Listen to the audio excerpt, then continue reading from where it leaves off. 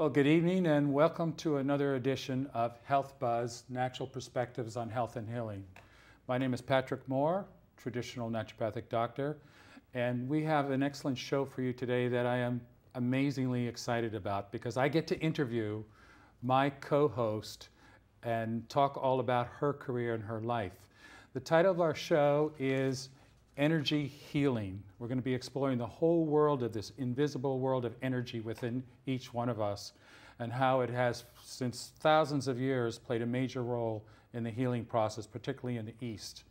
And I'd just like to tell you a little bit about my co-host because it's been a pleasure knowing her and working with her.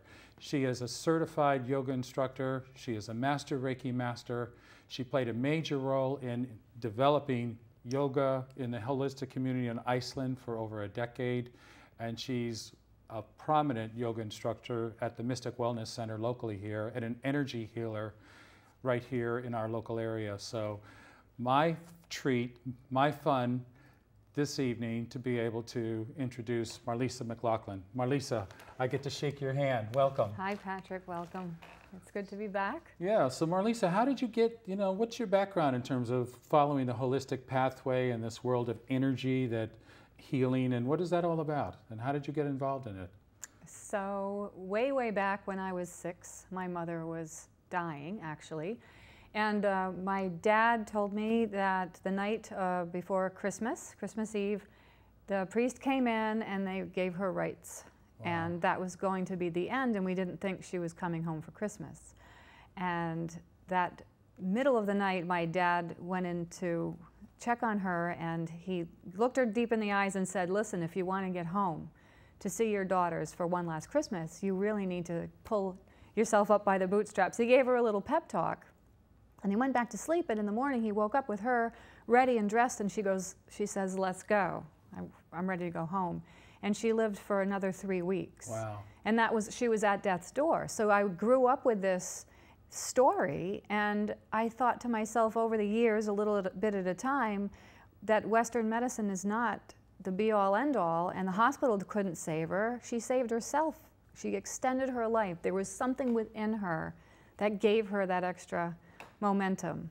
Yeah, that's an amazing story. I mean, and we see it time and time again because you see in the hospitals, Western medicine is basically body surgery, drugs. We've talked about this in many of our other shows, but it's that inner will, that innate capability, that desire that makes such a difference in the healing process, and it's been neglected for decades, and now it's sort of manifesting itself again, right? All of these Eastern medicines of yoga and Tai Chi and energy and Reiki and things like that. How's that manifest in your life today?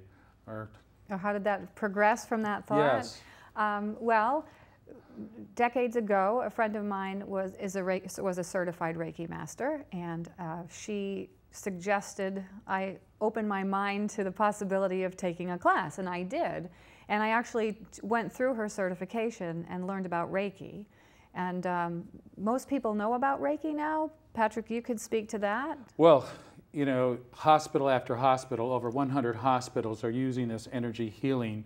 One of the most prominent in our state is Yale New Haven Hospital, where Miss Clariana, who is the volunteer coordinator for Reiki, has really expanded the program dramatically. And more significantly, she's been able to document through data analysis some of the amazing benefits for stress reduction, improvement of sleep patterns, elevation of mood, reduction of pain. So this is becoming where it was looked at a far out, that's that, fluffy stuff from the East and things like that. Now it's becoming part and parcel of hospitals and treatment care centers all across America because of all these innovative holistic healers who are actually producing results in a clinical setting. Right. Yeah. So I learned the Reiki. Then I went on to become a certified yoga instructor. And even though my mindset at the time wasn't about the energy alignment through the yoga process directly, I was an athlete, so I was very focused on the physical alignment, but I could feel the energy moving through the body. through the yoga practice. And I just want to say, I'm actually not teaching yoga at the Mystic Wellness Center now. I'm just practicing energy alignment. Yes. I'm kind of on a hiatus for yoga teaching, but I use the yoga principles in my work, which brings me to craniosacral therapy. That was the next thing I incorporated in my studies. And that was a process, a modality, healing modality that was founded and developed by osteopathic doctors. So it was born in the Western world, and then developed from there and moved. They used laymen instead of doctors to train, so that you could have a less prejudiced view on the human body while you're learning the modality, so you can see the energy and the sensitivities, the subtle energies of the body can be perceived. They thought it would be perceived easier by laymen who knew nothing about the body. So you've studied many of these energy modalities over the years, over slowly the years, with breaks many in years, between. Many years, and basically you have worked on developing your own innovative approach by incorporating all these different ideas and modalities into what is called an energy alignment. Correct. That's exactly what I call what I do.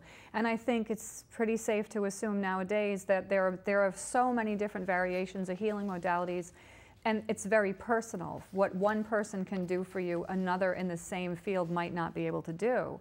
So I think you're going to start seeing a lot more of these unique and different forms and branches of this developing process of the integration of all these modalities. Yeah, and what are some of the benefits that you've found in your practice of this energy alignment with some of your clients? You mentioned a lot of them with Reiki, and a lot of the alternative modalities offer a lot of the same benefits. People who have come and practiced with me, and they don't practice, I'm practicing with them, and we're working together, and that's something I wanted to make sure that you understood, is that I'm not a healer. I am a healing assistant, and that if you were on the massage table, fully clothed under a blanket in a very nice, relaxing setting, that's how the treatment occurs. Just lie down, and you can cover yourself or not. It's an integration between myself and my client. So we're working together, and I'm like a set of jumper cables. So I'm going to find the subtle energies and the blockages, and how I do this is just because I had all of that background. I have a sensitivity to these things.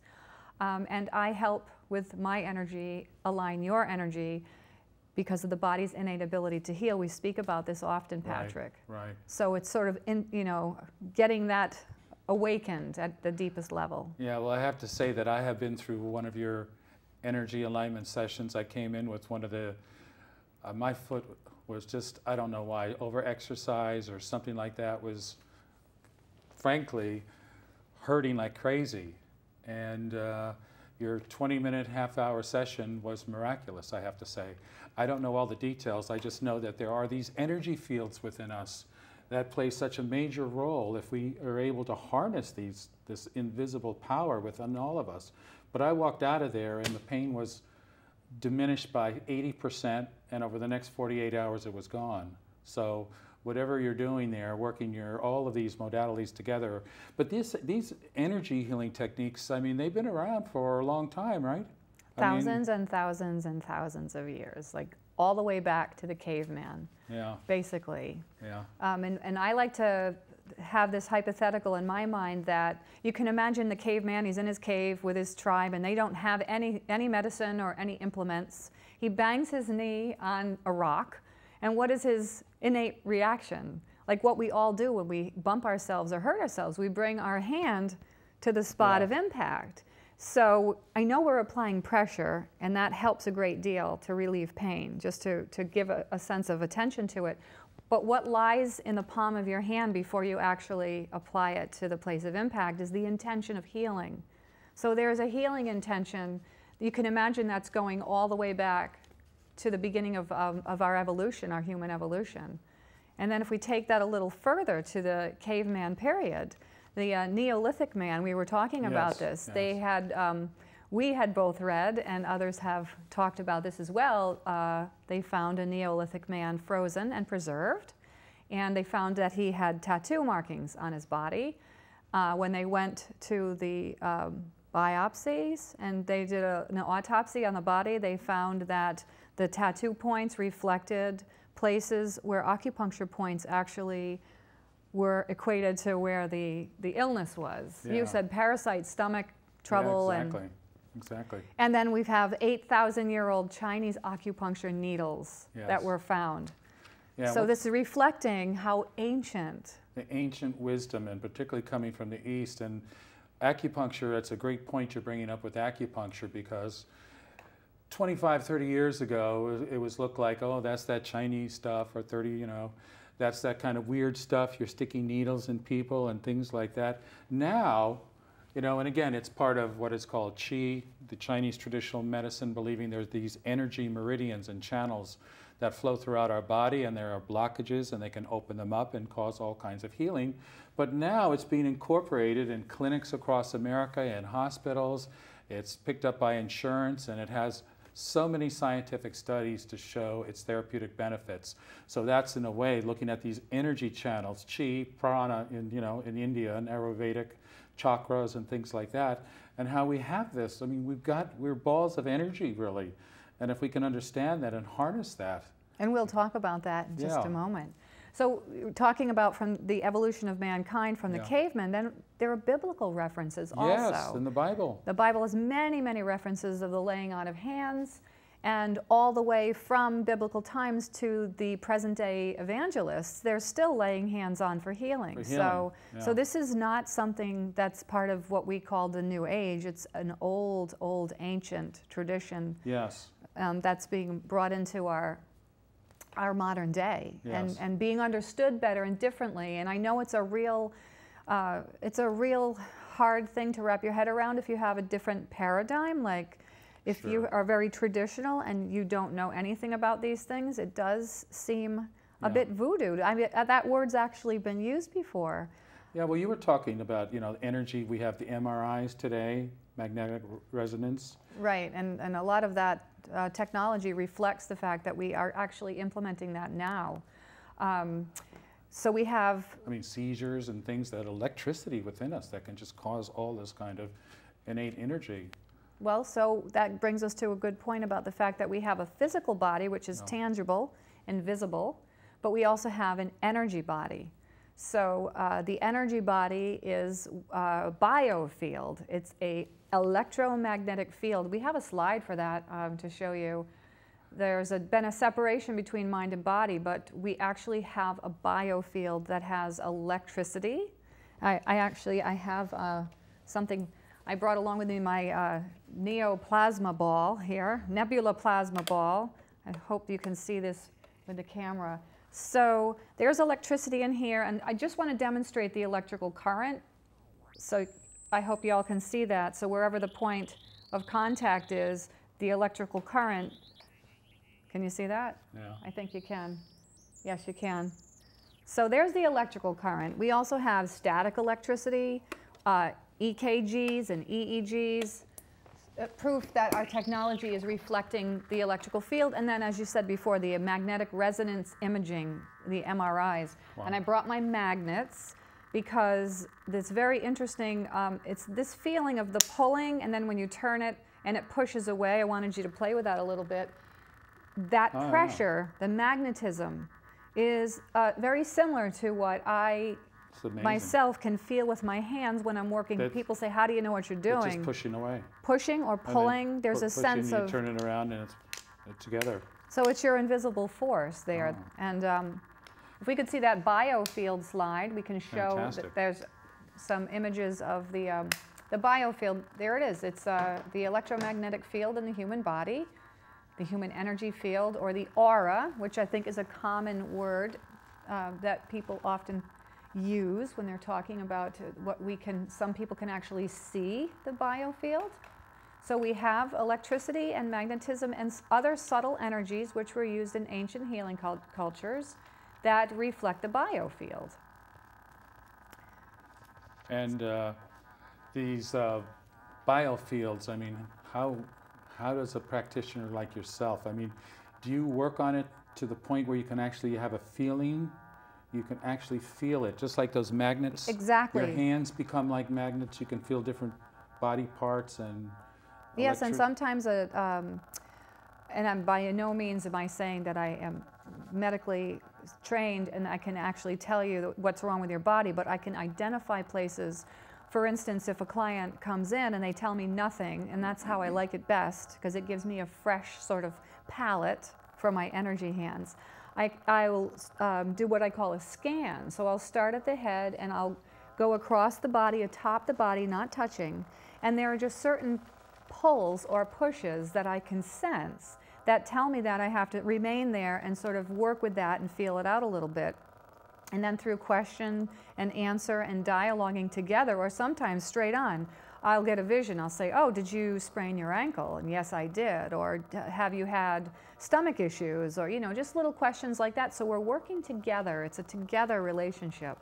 And sometimes I don't say the right things. I might not, you know, I might perceive something which is around the sinus area, but the person has an earache because I have to hone in and work a little deeper. So we go together like that, and that's precisely how I work. Now, if someone comes to you, do you first identify their concerns and talk about that and, you know, kind of analyze what to work on or things like that, so you have some type of idea or concept in advance? Well, we will, and it all depends on if they want. It depends on their level of credibility. If they're coming to me and they don't know what to expect and they want an adventure and they are in pain or they have issues, they trust by the time they get to me that we're going to work that out. So we like to have a little dialogue, to sit, to get to know each other, to modulate our tones together and to talk to one another about anything. Sometimes we don't talk about why they're coming in precisely at all. We talk about things around that support the reason that they come in. And then we go to the table. And then I'll do a scan, and then at some certain points I might be working 3 feet above somebody's body and their energy or their biofield. And then at other times I'm working physically with a tangible touch. And that's where some technical of my technical educational moves come in, from the craniosacral work, the energy from the Reiki, the alignment from the yoga. It's kind of fun at some points. I feel like 8-ball in the corner pocket. Like for some reason, my hand will go to somebody's shoulder per se, and then down to their, you know, knee or their shin. I don't know why at that moment, but then the alignment happens and the energy transitions. It's like moving a river.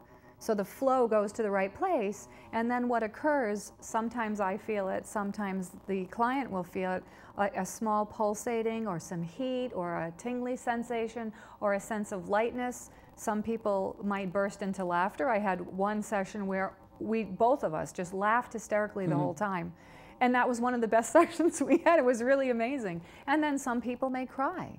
Some people may feel absolutely nothing and wonder why the heck they even came in, until the day after, when it takes 24 to 48 hours for your body to assimilate all these shifting. Because remember, it's subtle and it's gentle and it's pure and it's natural. So your body is going to do what it needs to do in the time that it needs to take to do it. Yeah. So that being said, I just can't say enough about how happy I am that I can serve the healing community in a way that feels natural for me and my client. Now, I know from Reiki practitioners at Yale New Haven Hospital, they've told me after they work on a session, these energy sessions, sometimes it can take a lot out of themselves, because they're almost transferring energy and healing to the client, and it can almost drain them and exhaust them. They're actually giving so much, and it takes a lot if they really are good and they're really focusing.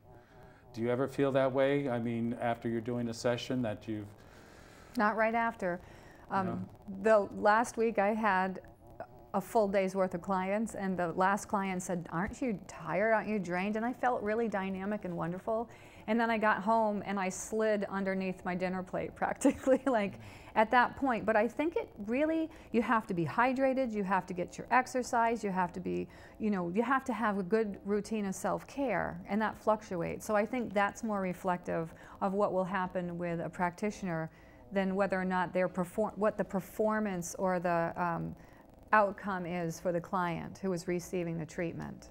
And you have to, there are energy exercises you can do to actually protect yourself and your energy field so it doesn't leach out into the next one and absorb from somebody else. Do you have an example of an energy exercise you Sure. could share with us? Yeah, one of my favorites, and when I was taught this in Iceland, I thought, woo, I really thought that it was the lady at the flower shop. They were very forward in their thinking, and they would deliver you a flower, and they would say, now watch out for Sabrina, the flower fairy. She sleeps on this side of your flower. So I walked out thinking, wow, you know, like I really had to open my mind, because they believed this. They believed in trolls. They still do in Iceland, and the huldafolk, as they call them. So one day I was working at our bookstore, and I came over to the flower shop, and I was exhausted, and she said, try this. So standing up and looking down on the floor in front of you and imagining that there is an invisible bag, if you will, in front of you, and then stepping into the bag and pulling it up and over your body, and then running a zipper, an imaginary zipper, all the way around you, and then just having the intention that only good positive energy comes in and stays in, and nothing negative can come in or pull out your good energy. You're like a pod. Yeah, create an imaginary pod. It's really, this energy work is really about using your imagination and getting excited about it to generate and stimulate your cells. Like, we have biophoton photography. Like, now we know it's not just atoms that we can see under a microscope. They have photography showing that there's light in our cells. So, where does that come from? It's our universal life force, and it's everywhere. And there's now the unified field theory, where everything is connected. Yeah, the Einstein too, right? And yes, we can't forget about Einstein. So back when the leading physicist said there's nothing more to be known about physics, we've learned it all, Einstein comes around and he says, guess what? And energy and mass, which is matter, are interchangeable. And they're the different forms of the same thing. Basically, energy is all there is. And there are two kinds of energy. We have flowing energy, and we have congealed energy. We have a nice image for you on that one as well. There you go. The flowing energy, it's the invisible. Some of us can perceive it, some of us can see it, the auric field, et cetera, et cetera. And congealed energy is just energy which has formed into what we call a solid matter. Why can we sit on a chair when it's not flowing energy, would be floating? We're sitting on solid ground. So we have these two forms of energy, but it's all energy. And we can shift it and move it and work with it and harmonize with it and be healthier and have just a more rigorous experience in life. We can harness this energy and be, excuse me, have a great sense of vitality. Yeah. Now, do you feel that some people are born with a heightened sense of this energy field, or can anyone develop their skills, you know, through training? Good question. You know, how do we heighten it ourselves? You know, I do feel that some people might be born with a quicker innate response to this. But I think everyone can do this. I think that if you can open your mind and begin to just get some ideas about what energy is and how it works and play around with it, that you can develop the sensitivities. I think compassion has a lot to do with this. An open heart. My intentions for really, truly wanting people to feel well helps a lot. People relax around that, then their own healing energy can open up. So I think it's all a compounded, you know, version of yourself with that one once it comes to the point of actually doing this. Well, we see also, I mean, the Chinese, the Tai Chi, Qigong, they're becoming part and parcel of cancer centers all across America and adopted, right? Which is, you know, the breathing, the meditation, the energy movements, the flow, the control. So those are accepted now, you know, in many cancer centers. Over 100 hospitals are doing that. Reiki is, I mean, hundreds of hospitals. And massage, of course, you know, is in there too, and yoga and practice.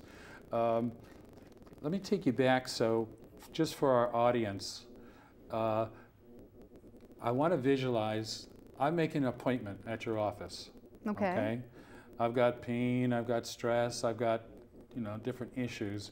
Can you walk me through from the moment I walk in and to the moment I walk out, actually, because as you said, you don't have to take your clothes off, right?